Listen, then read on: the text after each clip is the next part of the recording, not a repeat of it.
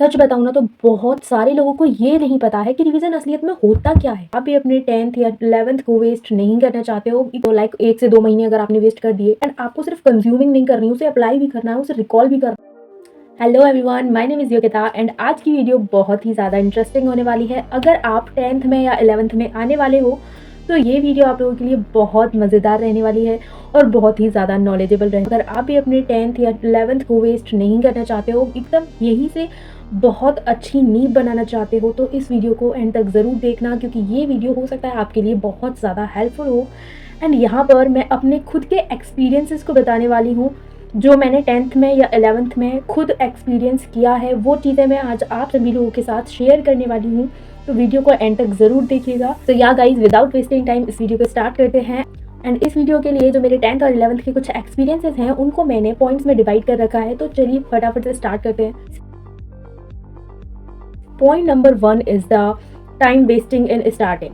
अगर आप 10th में हैं या 11th में हैं तो सबसे बड़ी चीज़ ये कि आपको स्टार्टिंग में टाइम बिल्कुल भी वेस्ट नहीं करना है, क्योंकि मेरे साथ भी ऐसा हुआ था। जब मैं 10th में थी तब मैंने हमारे फंक्शन अटेंड कर लिए, तो उसमें मेरे 2 से 3 महीने चले गए। मैंने बहुत ज़्यादा टाइम वेस्ट कर दिया। कुछ बच्चे होते हैं जो स्कूल का वेट करते हैं, तो आप लोगों को स्कूल होता है अप्रैल से स्टार्ट, तो आप लोगों को अप्रैल तक का वेट नहीं करना है। आप लोगों को उससे पहले भी स्टार्ट कर सकते हो। जब आपके एग्ज़ाम ख़त्म होते हैं तो उसी के बाद से आप स्टार्ट कर सकते हो। आपको पेपर देने के बाद से अपनी कुछ टाइम का आप रेस्ट ले सकते हो, बिकॉज आप सोच के आए हो कि पूरी साल हमने पढ़ाई की है, कभी पेपर के बाद रेस्ट लेंगे या कुछ। सबसे बड़ी चीज़ तो ये कि अगर आप लोग स्टार्टिंग में, अपनी ईयर के स्टार्टिंग में अगर आप लोग अपना टाइम वेस्ट कर देते हो, लाइक 1 से 2 महीने अगर आपने वेस्ट कर दिए, तो एक दिमाग को गिल्ट रह जाता है कि हमने इतना टाइम पहले वेस्ट क्यों कर दिया। ऐसा मेरे साथ भी हुआ था जब मैं 10th में थी। इवन 11 में तो आके आई थिंक मैं थोड़ा ठीक से मैंने स्टार्ट किया था। स्टार्टिंग में आई वाज लाइक ओके, क्योंकि मुझे 10th का गिल्ट याद था। लेकिन now I am going to share with you all, क्योंकि मैं चाहती हूँ कि आप सभी लोग कोई ऐसी मिस्टेक ना करें जो मैंने कर दी थी या फिर कर रही थी। बट यहाँ पे अब मैं अपनी 12th में भी इन सभी चीज़ों का बहुत ध्यान रखने वाली हूँ। And the second point is, phone से पढ़ाई करने की लत नहीं लगनी है। ये पर्सनली मेरे साथ 11th में हुआ था। देखो, अभी मेरे एग्ज़ाम्स ख़त्म हुए हैं एंड ये मैं अपने बहुत क्लोजली है ये चीज़ जो मैं अभी आप लोगों को बता रही हूँ, क्योंकि 11th में मेरे साथ कुछ ऐसा हो गया था कि मैं फ़ोन चार्ज है तो मैं पढ़ रही हूँ, फ़ोन में डाटा है तो मैं पढ़ रही हूँ। अदरवाइज़ इफ़ फ़ोन अगर बिज़ी है, फ़ोन अगर मम्मी ने ले रखा है या वो चार्ज नहीं है या उसमें डाटा नहीं है, तो I am not reading, I am not studying, मैं पढ़ ही नहीं रही हूँ उस टाइम पे। ऐसा पर्सनली मेरे साथ हुआ है और मैं जानती हूँ बहुत सारे बच्चों के साथ हो सकता है ऐसा। अगर आप सभी लोग भी इस चीज़ को रिलेट कर पा रहे हो तो please don't do this, stop it here, because ये बहुत गलत चीज़ है। इससे आपका जो है पढ़ाई में मन लगना बहुत ख़राब होते जाता है। इससे आप अपनी पढ़ाई को जो है बूस्ट नहीं कर पाते हो, आप सिर्फ निर्भर हो जाते हो फ़ोन के ऊपर। लाइक फ़ोन आपको बोलता रहेगा, फ़ोन पे जो टीचर्स हैं वो आप लोगों को पढ़ाएंगे एंड आपको सिर्फ कंज्यूमिंग नहीं करनी, उसे अप्लाई भी करना है, उसे रिकॉल भी करना है कि आपने क्या पढ़ा है क्या नहीं पढ़ा है। And the next point is 11th class का सिलेबस। देखो, ये पॉइंट 11th क्लास के बच्चों के लिए ज़्यादा ही महत्वपूर्ण है, बहुत महत्वपूर्ण है। बिकॉज जब हम 10th में थे, या फिर मैं आपको ये बताती हूँ, जब मैं 10th में थी तो सिलेबस बहुत ओके था, और सच में 10th का सिलेबस बहुत ओके है भी। बट जब आप 10th से डायरेक्ट 11th में एंट्री करते हो तो आप लोगों को लगता है कि यार नॉर्मल है सिलेबस, बट नॉर्मल नहीं होता है। 11th का सिलेबस सच में बहुत ज़्यादा है। तो उसके लिए आपको क्या करना है कि 10th से एकदम जब आप 11th में एंटर करते हो तो बहुत ज़्यादा ही सिलेबस हो जाता है। स्टार्टिंग का 11th में सिलेबस आपके टीचर्स पढ़ाएंगे, बहुत नॉर्मली पढ़ाते हैं, बट एंड में क्या होता है, हमें पता चलता है कि ओ माय गॉड, अभी तो इसको इतना डीप भी होता है।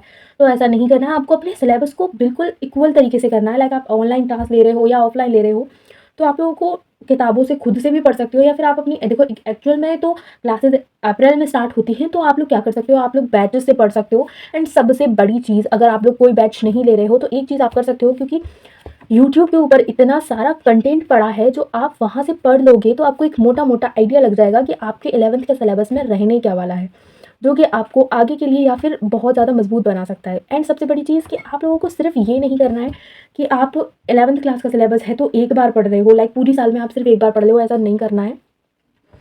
आप ट्राई करो कि आप इस पूरे सिलेबस को 2 बार कवर कर लो, ताकि आप इस पर अच्छी पकड़ बना सको, ठीक है।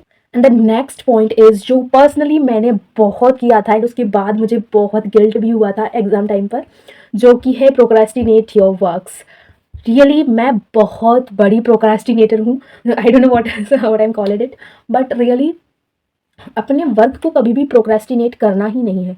अगर आप अपने काम को, लाइक मेरे टीचर्स मुझे होमवर्क दे रहे थे, मैं ऑनलाइन बैच से पढ़ी हूँ, तो जब मैंने बैच से स्टडी की थी तो टीचर्स जो है होमवर्क्स देते थे, but I never did it. मैं कभी भी उस काम को करती ही नहीं थी। मैं बोलती थी कि अरे ये अभी मुझसे नहीं हो रहा है, मैं इसे बाद में कर लूंगी, बट एग्जाम से पहले कर लूंगी। ऐसा मैं सोचती थी कि यार मैं इसे कर लूंगी, बाद में कर लूंगी, but never, I did never do this. आज तक मैंने उस काम को कंप्लीट किया ही नहीं है जो मैंने बाद में करने के लिए वो छोड़ा था। तो आप लोगों को भी नहीं करना है। सो प्लीज़ ये चीज़ आप लोग करोगे तो बहुत ख़राब रहेगा, क्योंकि जो आप काम एक बार प्रोक्रेस्टिनेट कर देते हो तो उसके बहुत कम चांस होते हैं कि आप उसे कर ही रहे हो। एंड मैं तो अभी तक नहीं कर पाई हूँ, तो मैं तो ये बोलूँगी कि आप बिल्कुल भी प्रोक्रेस्टिनेट मत करना। Point is revision. बहुत जगह पे आप लोगों ने रिवीजन रिवीजन रिवीजन सुना होगा कि रिवीजन कितना ज़्यादा इम्पॉर्टेंट है, बट इस वीडियो के अंदर मैं ये इतनी ज़्यादा इंटरेस्टिंग चीज़ बताने वाली हूँ कि आप रिवीजन कैसे कर सकते हो। सच बताऊँ ना तो बहुत सारे लोगों को ये नहीं पता है कि रिवीजन असलियत में होता क्या है, रिवीजन होता कैसे है। और इस चीज़ को मैंने खुद के एक्सपीरियंस पर पहचाना है कि यार लिटरली एक्सपीरियंस किया है मैंने इस चीज़ को कि होता कैसा है रिवीजन। पहले मैं को सोचती थी कि रिवीजन को याद करना होता है क्या ये revision. So no guys, revision को याद करना नहीं होता है। रिवीजन एक बहुत ही सिंपल सी चीज़ है, बहुत इजी है, बस आपको उस पर डिसिप्लिन रहना होगा।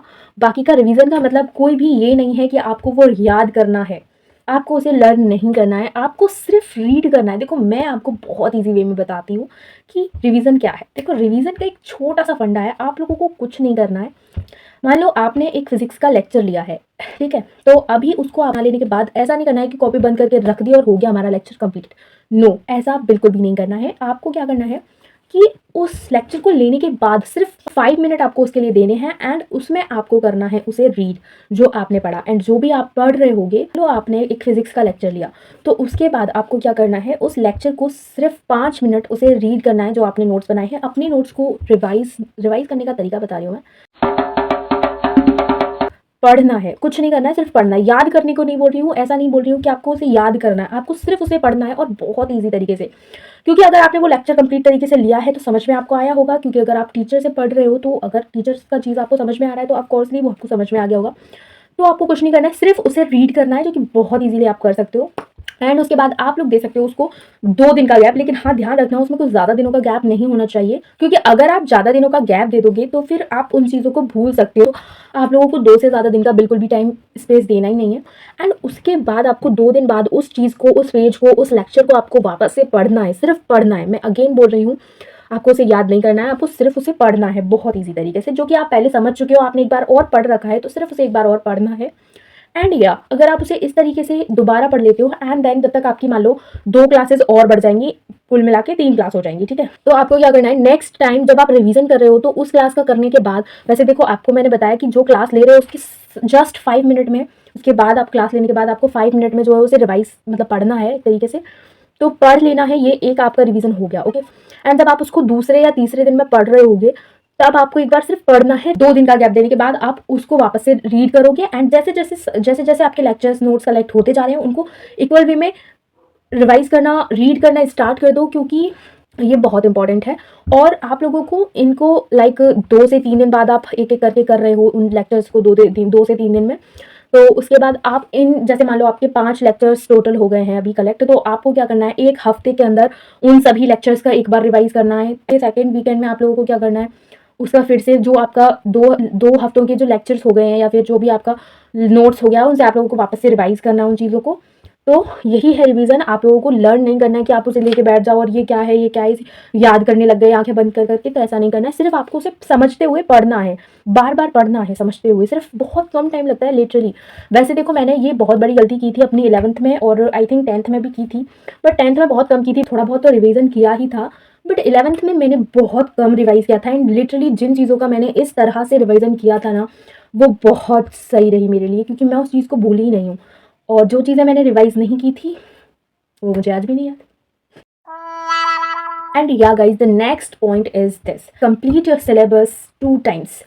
सो गाइज, इस पॉइंट का मतलब है कि आप लोगों को अपना सिलेबस ऐसे नहीं करना है कि आप लोग एक बार उस सिलेबस को पढ़ रहे हो पूरी साल के अंदर, क्योंकि 11th का सिलेबस जो है बहुत लेंथी सा है। एंड जो 10th का सिलेबस है उसके लिए हम बोल सकते हैं कि अगर आप लोगों को बोर्ड्स में अच्छे मार्क्स लेकर आने, तो आपको उसे 2 बार तो अप्रॉक्स पढ़ना ही चाहिए, बिकॉज ये मस्ट है। क्योंकि अगर आप सोच रहे हो कि पूरी साल के अंदर हम एक ही बार उस सिलेबस को कवर कर लें, तो ये आई थिंक ये बहुत सही नहीं है।